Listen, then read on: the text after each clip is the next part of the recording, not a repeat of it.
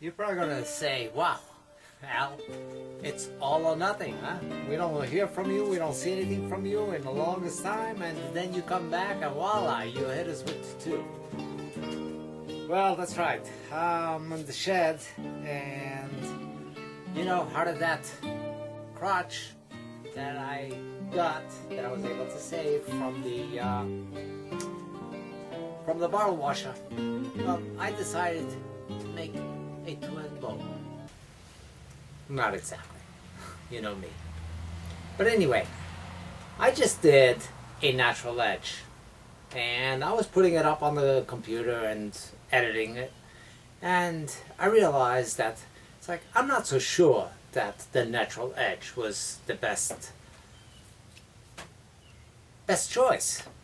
So I'm going to actually turn the second half.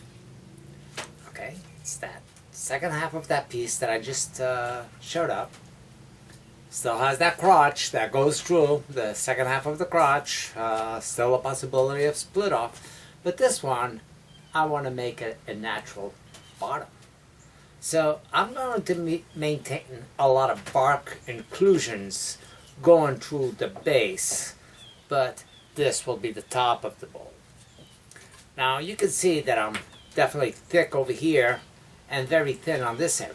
So I will orient this in the best possible way so I can balance it off and come up with something that is going to give me the best look without eating all this away. I know that this one is kind of on the thin side, so I might lose this one pretty much, most of it anyway.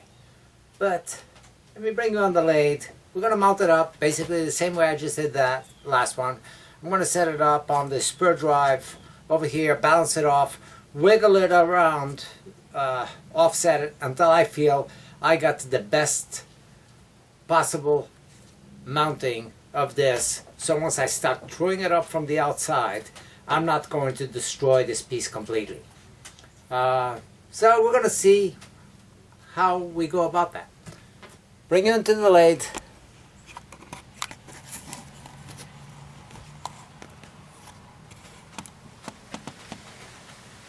And start working with that. And hopefully, with a little luck, it will turn out to be nice.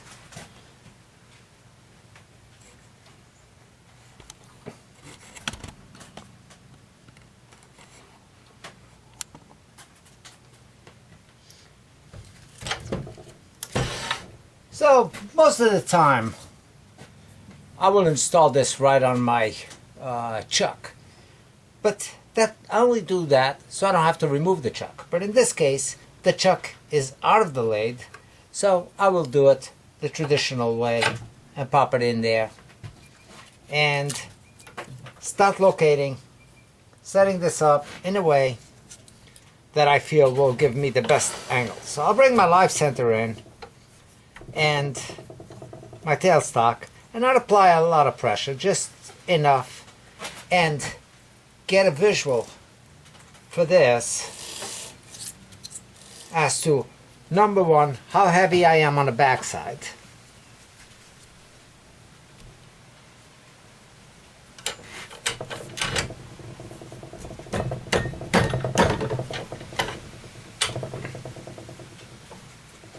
How far away I am from the backside. And I can see that I'm bottom heavy on this end right here. But then again, I got a lot of voids here, so that's not surprising. But I'm going to balance it off a little bit better than that.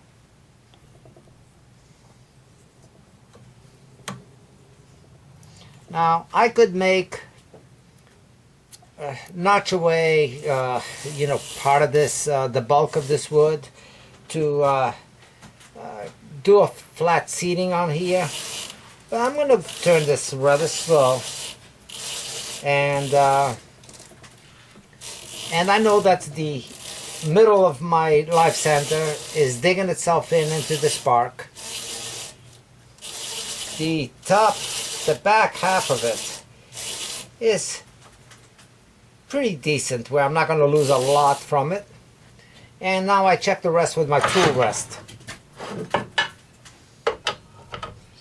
And that's where I verify my distance and how much am I taking away of the valuable wood. So, of course, going way inside here, but that's not bad. That's not bad. That's not bad. And this is something that I cannot avoid. But that's going to be what's going to determine how big my bowl is. I really don't think that I can get much better than that, because the distance between here and the distance between here is not that far off. So I'm going to keep it just the way it is. That's locked up. Tool rests nice and tight. I'm pretty close over here. So the first thing I'm going to do is I'm going to shape this a little bit and start bringing this towards the inside. But like I said, a lot of these voids are going to stay as part of the character, or at least I'm hoping that I get a lot of voids that will be seen on the bottom of the bowl with bark. And because I'm pulling it up this way, the bark is really going to show some really fine, interesting character as it goes out to nothing on a long fade. So it will be like cutting alongside the bark. And I think that will be a nice look on this piece. I'm going to slow it down to 300 RPMs on this case, because I am only in between centers, and you know, I don't have the best of grips with my live center, but precaution, I'm standing out of the way. I'm going to go right in here, nice and lightly.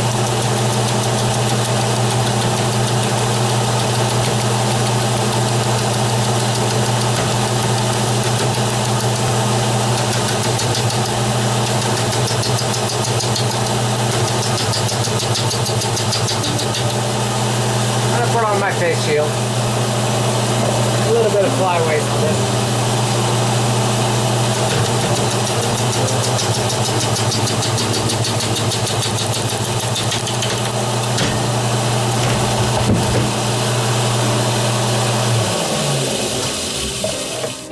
Well, I think I'm going to flatten up that bark side a little bit.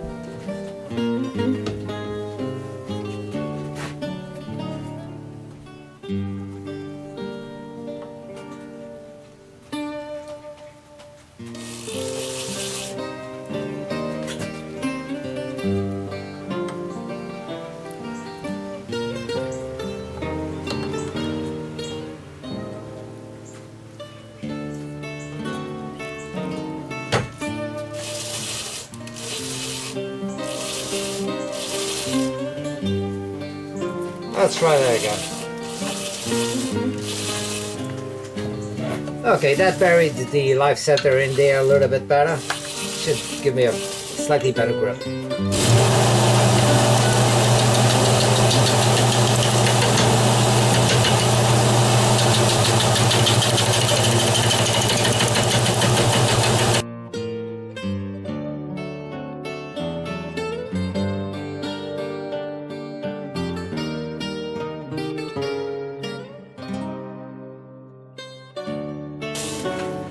Now, when I make a tenon on this, I'm going to have a void on this area of the tenon.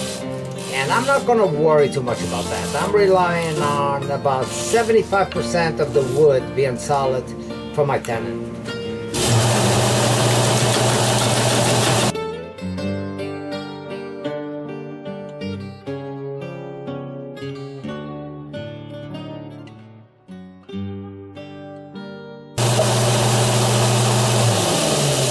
Now, I'm going to stop this because I want to see what's going on here.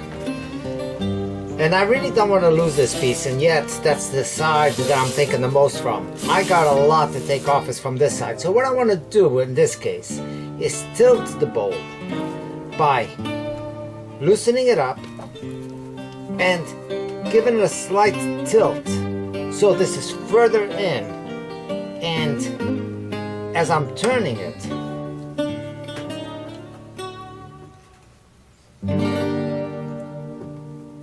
I won't be hitting this area quite as much. The hits will be concentrating more on here. You can see that I'm closer there now and further away from this point. So I want to keep this area somewhat like this. Of course, I will take away all these fibers and the flyaways, but the tool is going to be hitting and it's going to be clearing quite a bit of this area right here. Hopefully my live center will hold where it is, because it is a slight angle.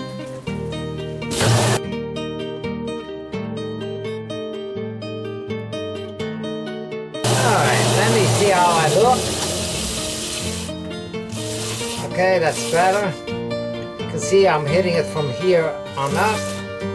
Can still go a little bit more, but the rest will be finalized from the front side, and I'm really not taking anything away from here, which is what I want to maintain. It will go down a little bit deeper than this, but it should be able to give me a pretty decent look on here with this spark going through.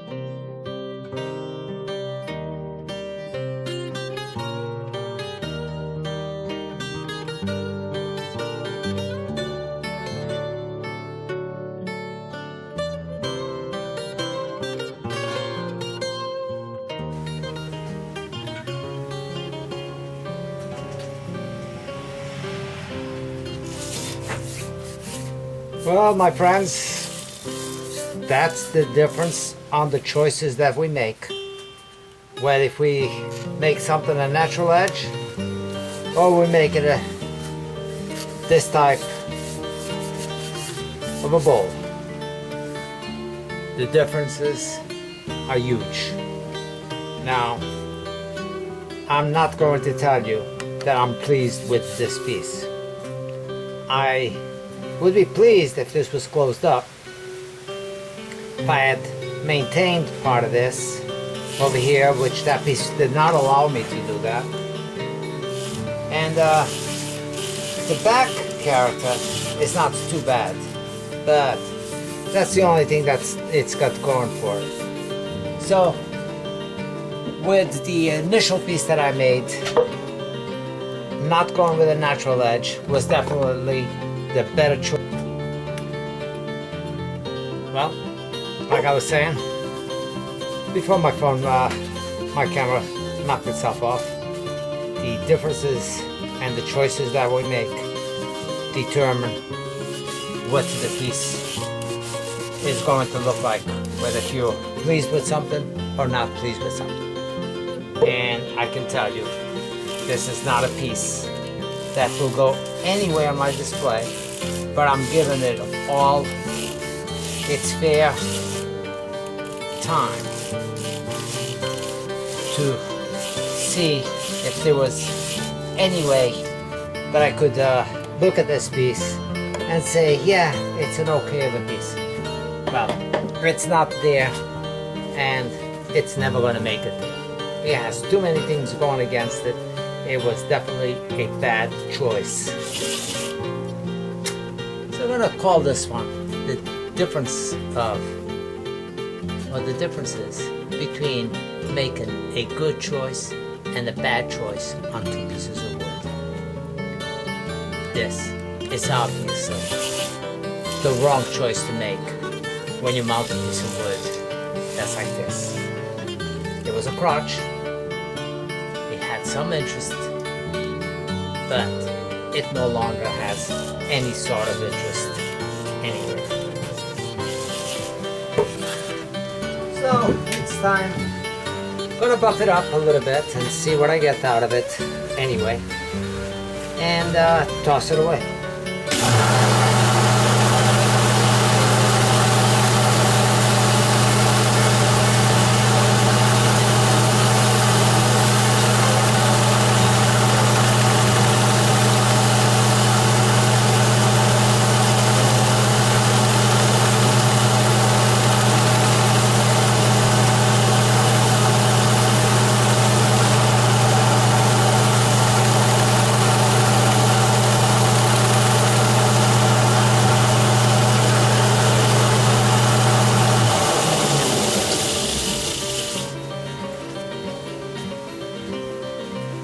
So I'm not going to spend any more time with this. There is absolutely nothing about this piece that would be desirable.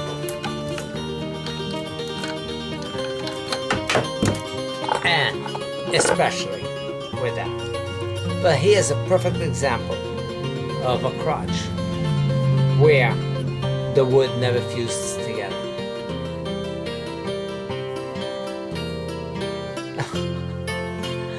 A little disappointed on how I wanted to finish it. I at least wanted the luxury of keeping it together and showing you this is what it looks like. But that's it.